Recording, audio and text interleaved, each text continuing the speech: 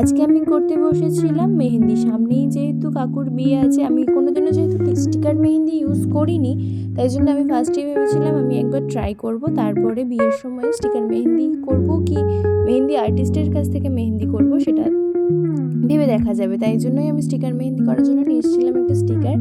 যদিও দোকানে সেরকম একটা ডিজাইনের স্টিকার ছিল না, তাই অগত্যা এই স্টিকারটাই নিতে হয়েছে, যদিও ডিজাইনটা আমার খুব একটা পছন্দ ছিল না। তোমরা কে কে আগে স্টিকার মেহেন্দি করেছো অবশ্যই জানিও কমেন্ট বক্সে। আর আমি এখানে মেহেন্দি করার জন্য প্রেম দুলহানের মেহেন্দি ইউজ করছি। দেখো, এক বক্স মেহেন্দি ছিল। আমার দিদিভাই মেহেন্দি করতে পারে, মেহেন্দি শিখেওছে, বাট আমাকে মেহেন্দি করে দেবে না, কারণ ওই দিনকে ও মেহেন্দি করতে যাবে আর ওর টাইম নেই আমাকে মেহেন্দি করে দেওয়ার জন্য। তাই জন্য আমি এখানে স্টিকার মেহেন্দি কিনে নিয়ে এসে বসেছি। দেখো, এতগুলো বক্স ছিল, যেহেতু এই বক্সটা অনেক দিন আগের ডেট আছে, কিন্তু রঙটা খুব একটা বসেনি। কিন্তু স্টিকার মেহেন্দিটা কেমন হবে আর কীভাবে ইউজ করছি সেটা তোমাদের সাথে শেয়ার করছি। তো চলো দেখা যাক।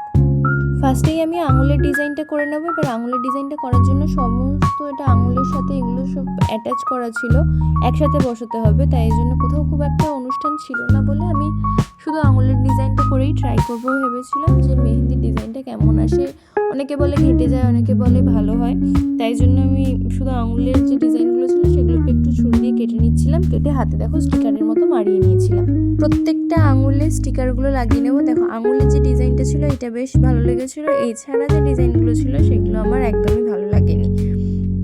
মানে গোটা হাতের যে ডিজাইনটা সেটা আমার ভালো লাগেনি, কিন্তু ওই যে আর কোনো স্টিকার ছিল না সেরমভাবে দোকানে, আর আমাদের এখানে স্টিকার সেরমভাবে অ্যাভেলেবেল নয়, শুধু অনলাইনেই অ্যাভেলেবেল আছে, এছাড়াও সেরমভাবে দোকানে অ্যাভেলেবেল পাইনি আমি। তাই জন্য আমাকে একটা যে কোনো স্টিকার এনে জাস্ট দেখতে হয়েছিল যে কেমন হচ্ছে।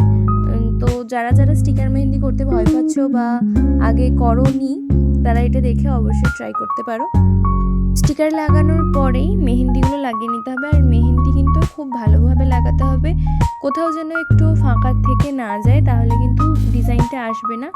আর কেউ এই যে মেহেন্দি লাগিয়ে কাঁচা অবস্থায় স্টিকার তুলে ফেলবে না, তাহলে মেহেন্দি ডিজাইন পুরোপুরি ঘেঁটে যাবে। স্টিকার লাগানোর পরে মেহেন্দি শুকনো হবে, তারপরেই তোমরা স্টিকার তুলো। তার আগে যদি স্টিকার তুলতে যাও তাহলে মেহেন্দি ডিজাইন পুরোপুরি ঘেঁটে যাবে, আর ডিজাইন একদম কিছু বুঝতে পারবে না, মনে হবে সব কেউ হাতের মধ্যে জেবড়ে দিয়েছে। দেখো, সবকটা আঙুলে লাগিয়ে ফেলেছি, আর স্টিকারগুলো অনেকটাই শুকিয়ে গেছে। দেখো, স্টিকারগুলো তোলার ফলে রেজাল্টটা সবে যেহেতু লাগিয়েছি, এক্ষুনি কালার আসেনি, কালার আসতে টাইম লাগবে।